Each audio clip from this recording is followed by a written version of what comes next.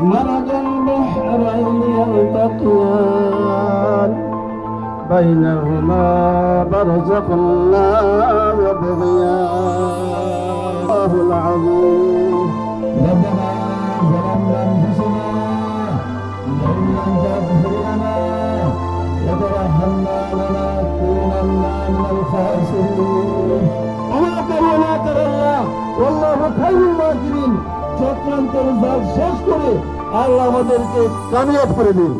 আমার সামনে বসে মা ও বোনেরা এবং ভাইয়েরা এই ওয়ার্ডে, আসসালামু আলাইকুম ওয়া রাহমাতুল্লাহি ওয়া বারাকাতুহু।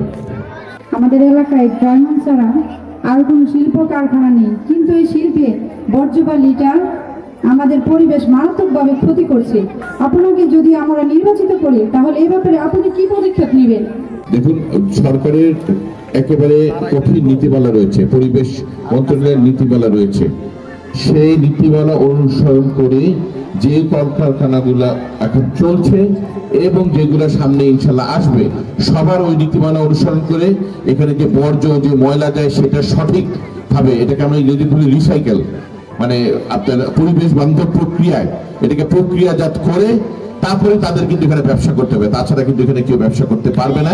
কেননা এটা আমাদের গায়ের জোরের কথা না, এটা হলো সরকারি নিয়ম, এটা আইন। ৬ নং ওয়ার্ড এলাকার যোগাযোগ ব্যবস্থা খুবই খারাপ।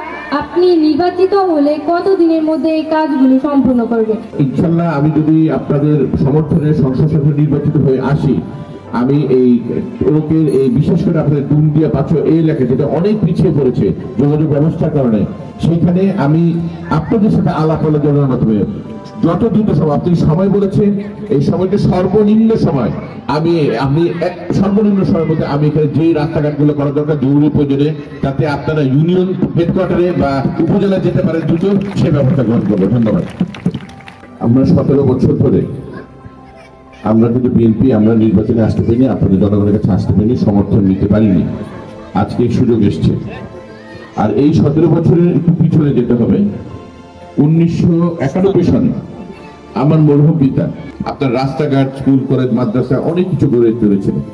ওরা আরো অনেক পরিকল্পনা ছিল, কিন্তু এরপরে 17 বছর আর আমরা কেউ যেহেতু ভোট কেন্দ্রে যেতে পারেননি, আপনারা ভোট দিতে পারেননি, আমি মা বোনদের ভাইদের আমি অঙ্গীকার করছি, এটা আমার মরহুম পিতা ব্রিগেডিয়ার হান্নান স্যার অসমাপ্ত কাজগুলোর একটি অবশ্যই। আমি যদি আপনারা আমাকে আগামী ফেব্রুয়ারি মাসে ধানের শেষ মার্কায় ভোট দিয়ে আপনারা নির্বাচিত করেন, আমি সবার আগে কাপাসিয়াতে পরিবেশ বান্ধব শিল্প কারখানা গড়ে উঠবো এই গ্যাস সংযোগ দেওয়ার মাধ্যমে।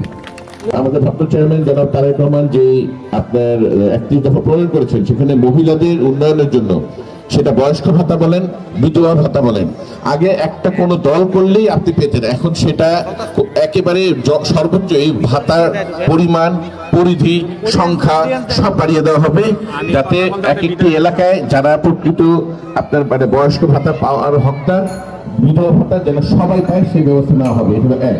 স্বাস্থ্য খাত, শিক্ষা খাত সবই তখন কিন্তু আপনার ধীরে ধীরে আপনার কি বলে উন্নতি হবে। একটা দলে ভোট দিলে আমি ফেরতে যাব, এর চেয়ে বড় নাফরমানি কথা কি হতে পারে? কাজে আমার মা বোনেরা ভাইয়েরা এই প্রতারকদের ব্যাপারে খুব সাবধান থাকবেন। কাজে আসেন আমরা সবাই ঐক্যবদ্ধ থাকি। কাপাসিয়া কিন্তু 17 বছরে অনেক পিছিয়ে গেছে, আমাদেরকে কিন্তু অনেক দৌড়ে আগাইতে হবে।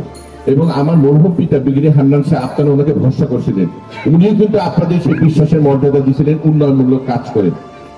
আমরা যেই দল করি বিএনপি, আমরা হলো সহনশীলতায় বিশ্বাসী, আমরা সবাইকে নিয়ে চলতে চাই। কাপাসিয়াতে মাদক কারবারি, মাদক সেবী, মাদকের মূলোৎপাটন করা হবে ইনশাল্লাহ আপনাদের সহযোগিতায়।